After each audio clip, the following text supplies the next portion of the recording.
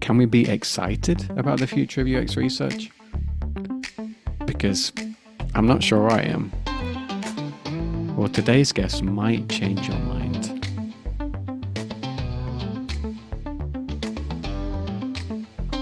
Is the driver of success in a business. And be putting yourself at the heart of that, helping people better understand and make better decisions that are going to grow the business. And so I think about rebranding yourself from a UX researcher to a growth researcher.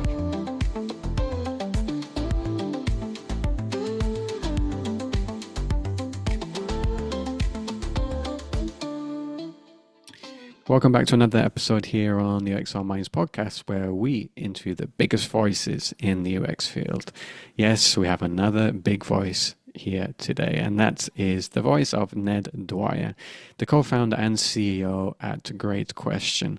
Now, Great Question is becoming a big player in the field of research, and we're going to deep dive into the history of Great Question, where it came about, and what its goals are for the future. And we're going to hear it right from the horse's mouth, let's say. Strap in, he's got a lot of great advice, especially for you new people who are entering UX, especially UX research, and you're seeing this change maybe in how UX researchers are viewed.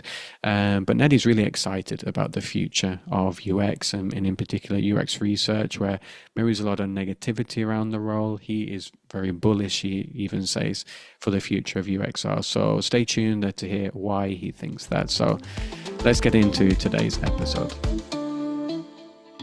Yeah, so it's great to have you on today, Ned. It's a huge privilege for me.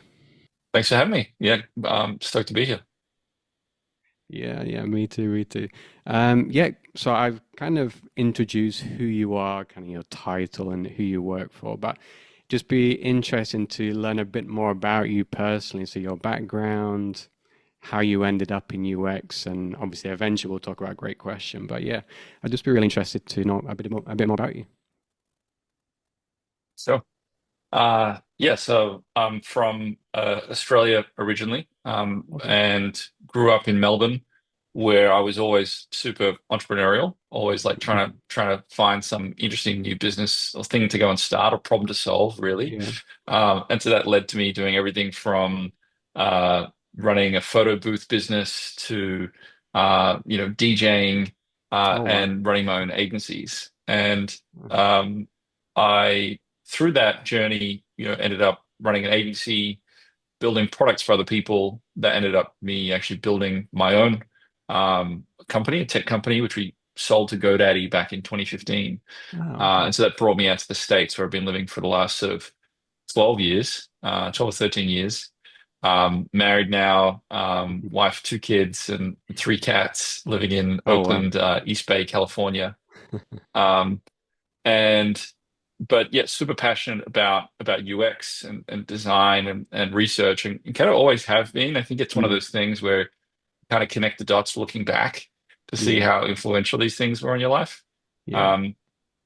Um, but yeah, and then obviously very passionate about entrepreneurship and the power of what you can do when you go and actually Mm, run your own show, and encouraging mm, more and more people to do that.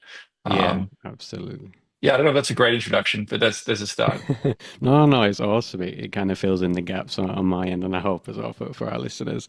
I'm just interested in terms of like the entrepreneurship, and also you mentioned you were kind of hands fingers in a few different pies. What was it that drew you to tech? Was it something you were just always interested in, kind of moving, or was it just something that stuck and you just followed that path because it seemed more, I don't know, something that was going to lead to more success? What was the reasoning behind that?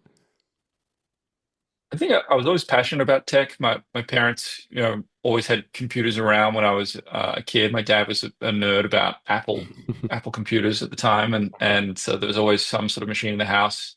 And I remember getting a hand-me-down computer from him and getting into chat rooms and getting Mm. that's where I learned to touch type, I think, by just talking to kids in my MSN. neighborhood all day on chat.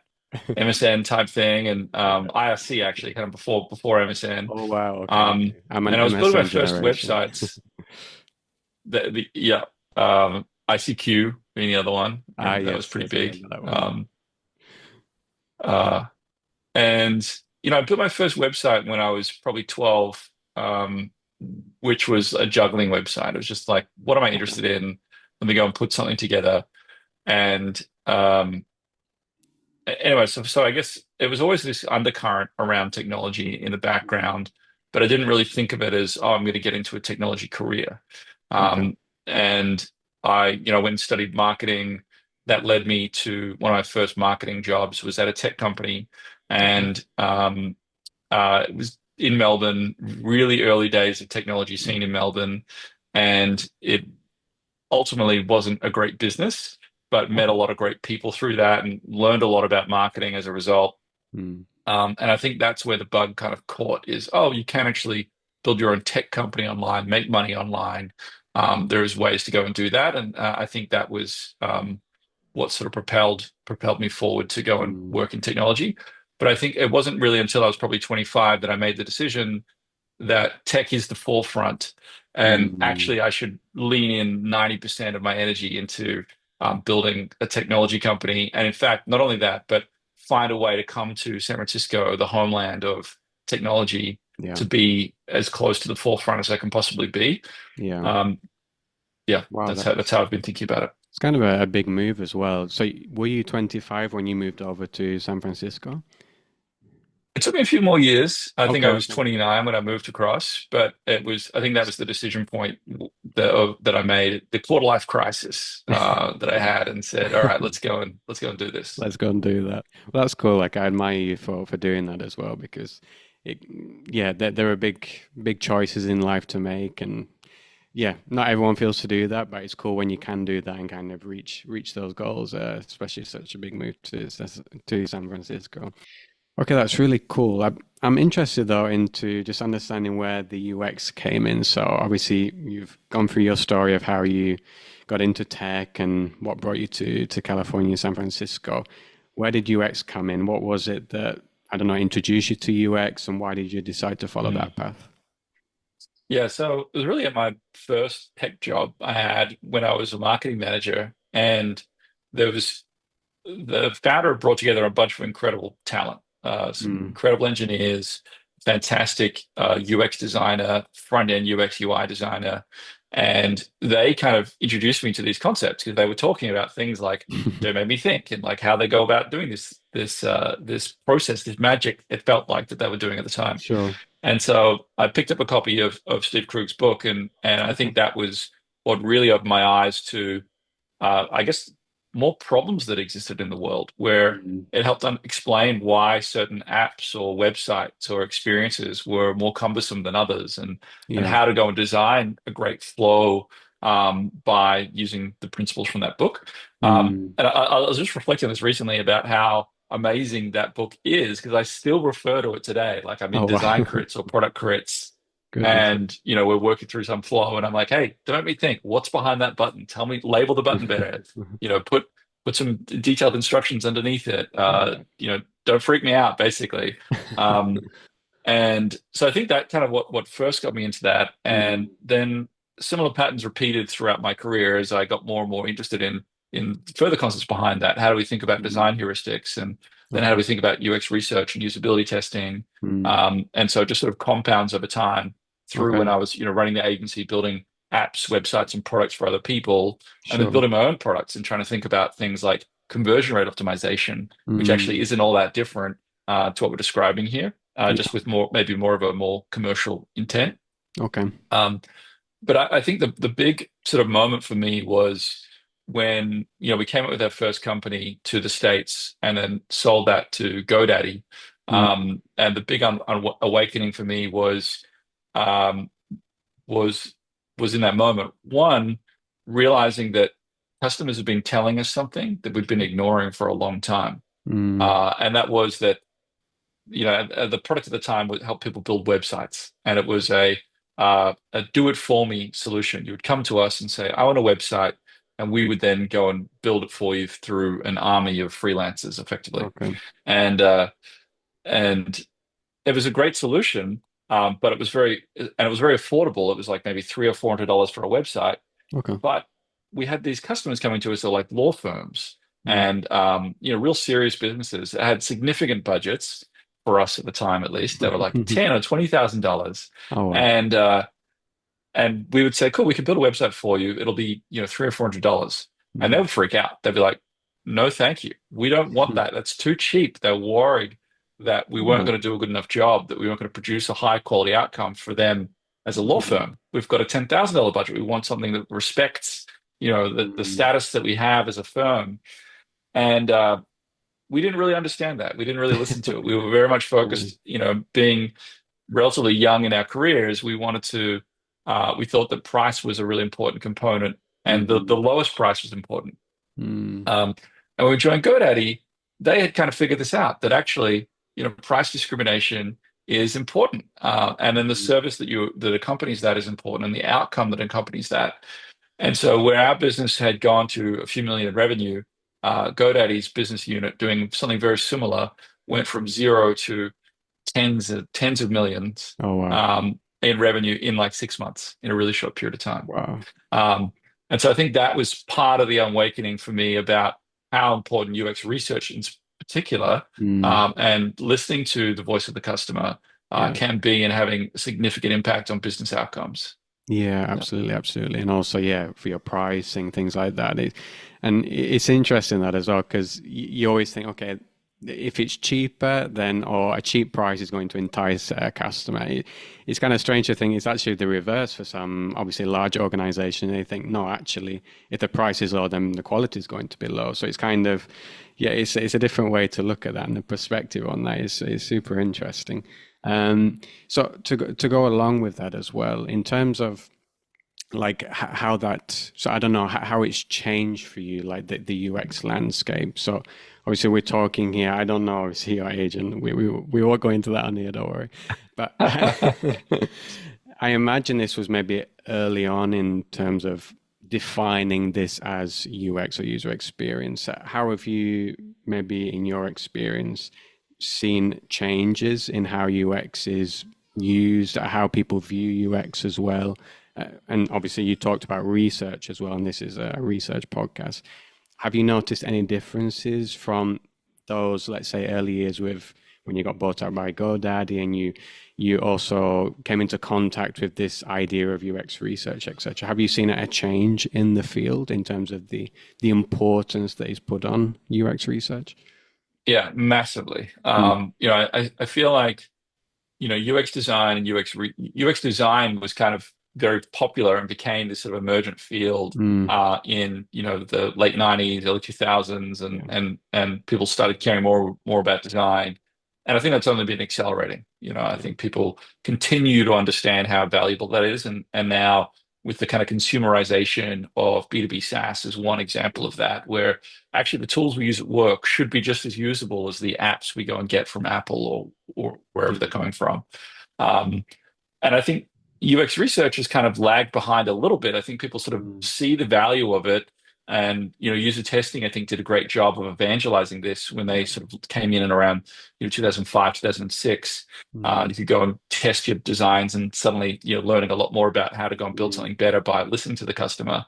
Yeah. But it felt like the 2010s era, in that sort of 2005, 2015-ish, maybe even further along to 2020, was still very much about quantitative data, still more about Mm. analytics and A/B testing. And this is how we're going to go and find the optimal design for the experience. And that it's taken a while for the mass market to really come and accept the value of UX research. Yeah. And now we've even maybe taken a bit of a step back, because we're seeing all these layoffs, which I think is Mm. partly as a result of people not valuing or not understanding the value and the impact that can happen from UX research. Yeah. Um, and so I think it's emerged. And I think when I think about the maturation of an industry, I think now we're really getting to a mature place where there are all these specialized roles. There's Mm. all kinds of UX researchers, from internal, there's human resources researchers, there's Sure. quant and qual, there's all these flavors, but also all the supporting roles. Mm. There's research ops coordinators and specialists and managers, or VPs. There's Yeah. not quite chief, research Not ops, yet. officers yet. Maybe that'll come. I'm not sure. But that's evolved so much. And then I think the other symbol of any industry maturing is then the proliferation of tooling. And I think the Mm. quality of tooling that's come out, the sophistication that's coming out, has been incredible. I still think we haven't quite turned the corner on that. I think we're Mm. about to come into a new wave with all the AI side of things. Yeah. But yeah, so it's evolved a lot during that Mm. time, and definitely now feels like it might feel like a painful time from an the job market perspective, Yeah. with all the layoffs. But actually, I think it's never been a more exciting time, Mm. and acceptance and popularity and the need for UX research. Mm. So I'm bullish. I'm Yeah, very but bullish. that's good. It's nice to hear a positive slant on the the current situation, because I'm a part of that kind of layoff, like painful Mm, experience at the moment with the job market. Um, I'd like to just get your thoughts on that as well. You mentioned you are bullish about it and you are positive about it. Um, why is that? Like, because obviously at the moment there is this difficult period where there are a lot of layoffs, and there's this idea as well that you get from social media like LinkedIn that maybe UX research isn't as important anymore, or maybe organizations are moving away from UX research and potentially AI, things like that, that might, let's say, dilute the research process or the UX, so let's say, process. Why are you positive? And how do you see the job market going in terms of UX research? Do you think mm, people are going to mm, have to change their title, even if the role itself stays the same? Do you think mm. people are going to have to brand themselves differently? What's your thoughts on that? I'd be interested to hear. Yeah, so I think the fundamentally, I don't think anything has really changed.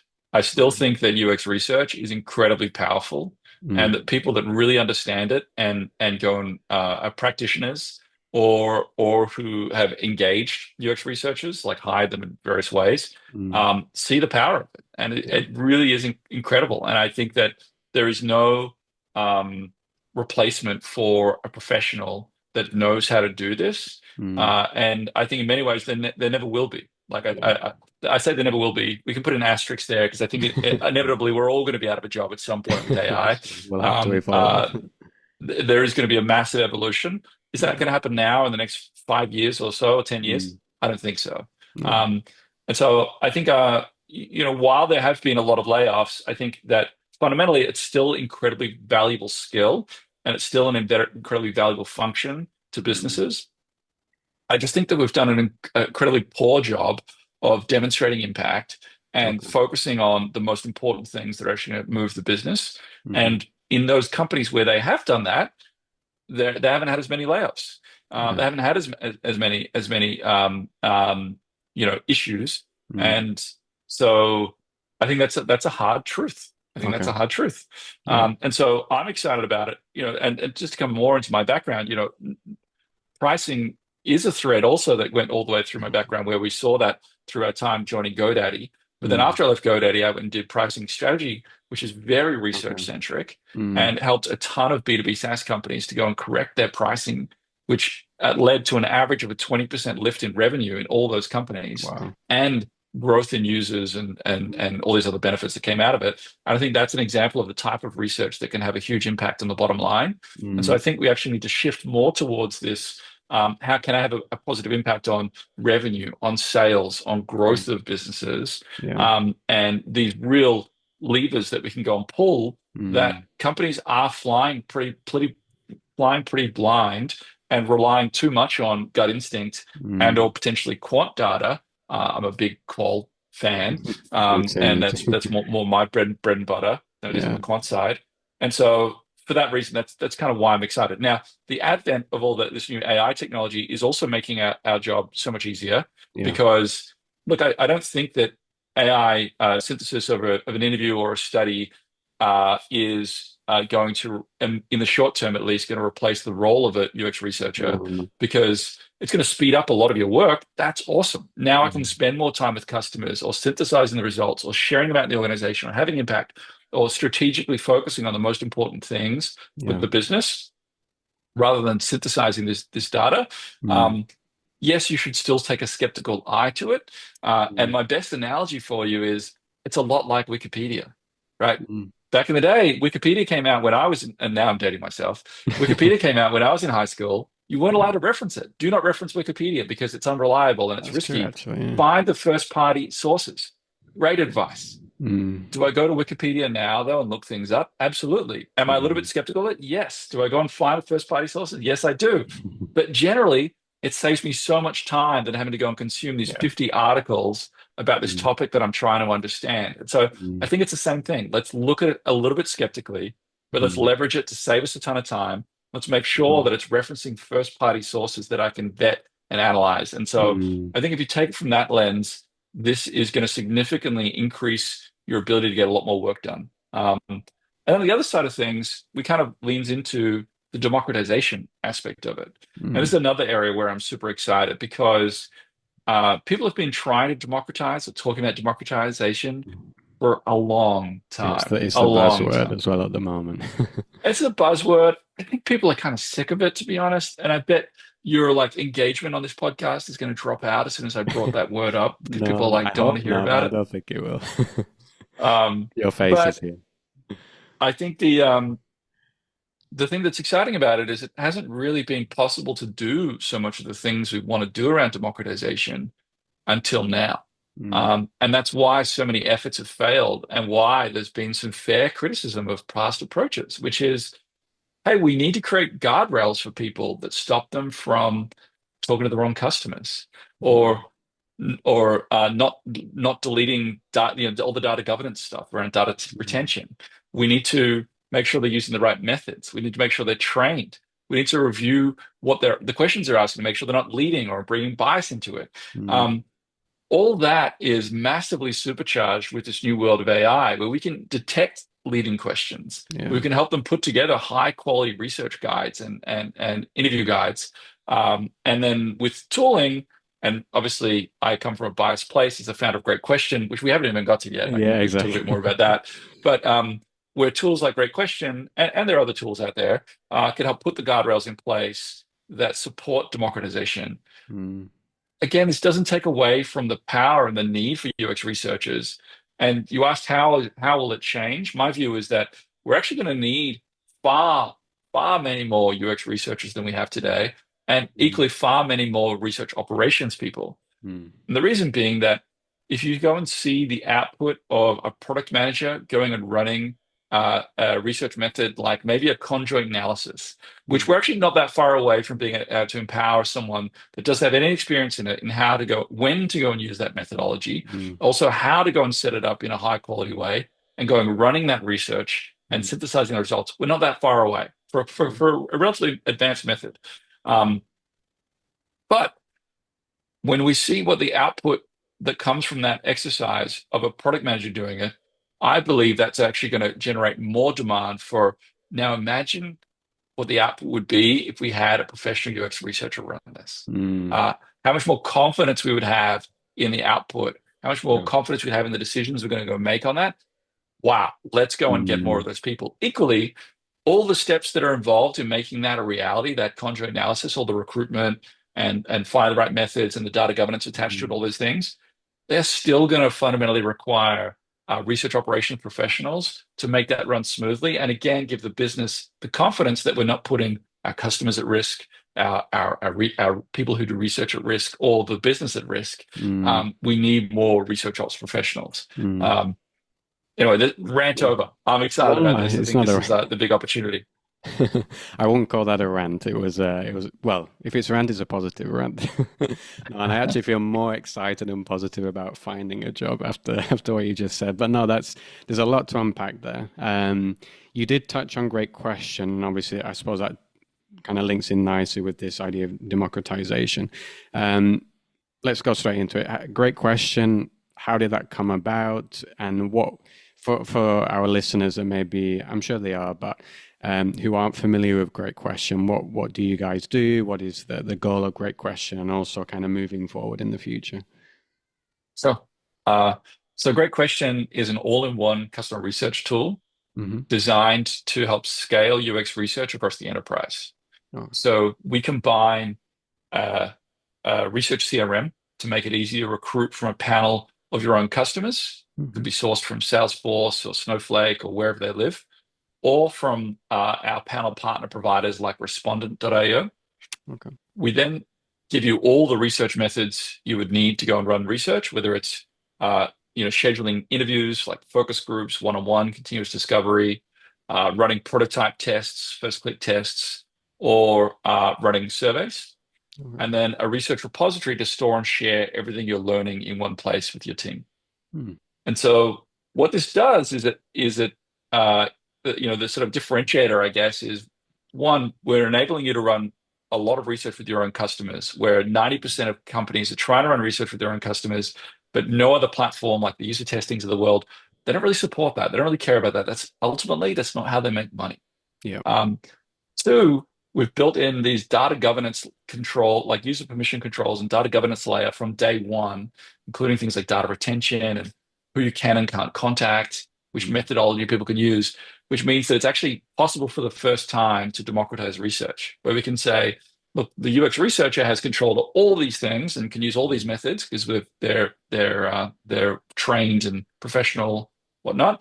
But also we can decide that, hey, this PM intern that's coming in and trying to better understand customers, maybe they need to get an approval to go and run a study. They can Mm. talk to these customers. They've got a limit on how much money they can spend, and how big their sample size is, and where they can share their results. Um, and that's never been possible before. And then finally, it's enterprise grade. Mm. So, we've got all our SOC 2 compliance, HIPAA compliance, all that data governance stuff that makes Mm. people confident, which is why customers like Amazon, Intuit, Figma, Canva, trust and rely on Great Question to power their entire Wow. research organizations. Wow. Um, yeah.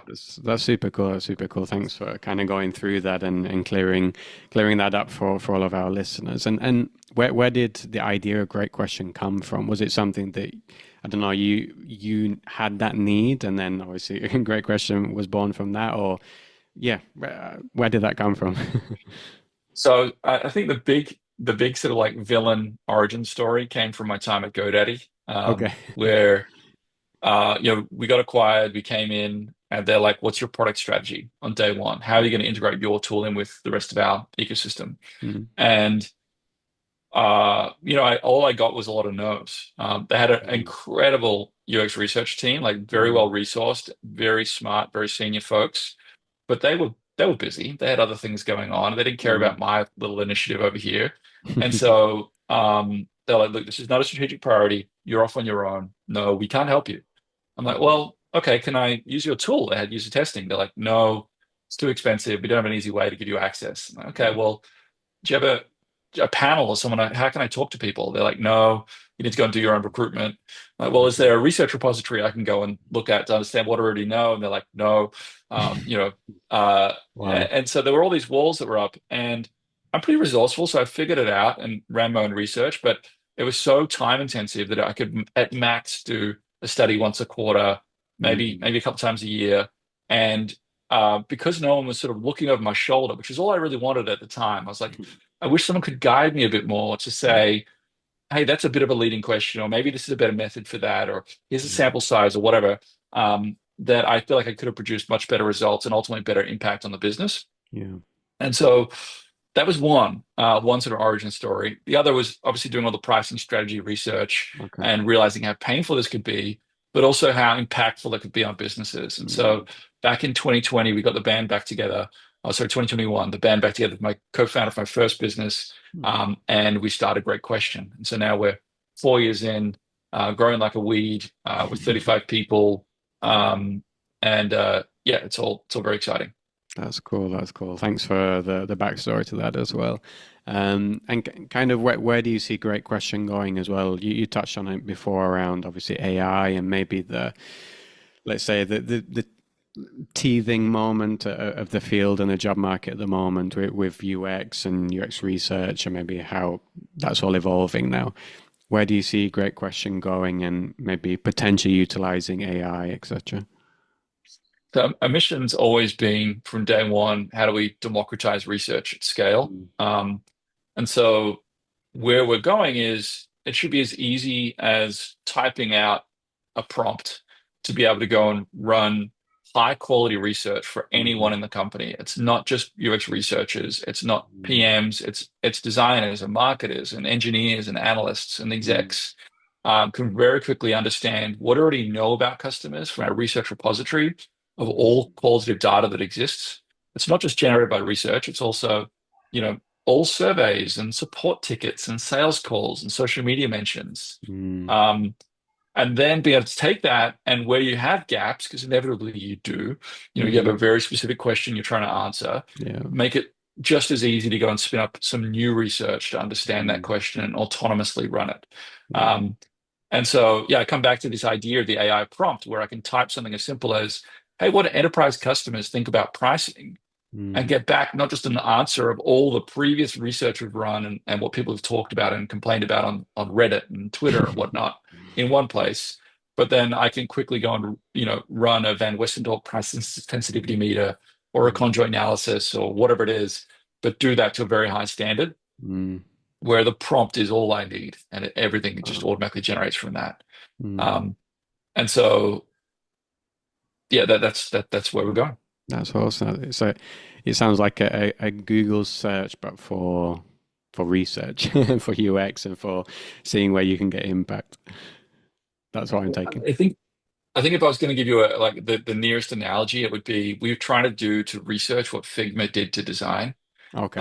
When Figma came along, it was just uh, Photoshop was used by designers, capital Mm. D designers. That was your title. Yeah. Um, and now I'm using Figma. Everyone in my team, engineers are using Figma to go and understand, to go and Anyone can design jump things in. and whatnot. And so, yeah, how do we bust outside of the research organization while Yeah. still empowering that research organization? Like, I don't see it as a replacement. I see it as an Yeah. addition. We're increasing the total addressable market Yeah. of research that's going to Yeah. exist on the planet.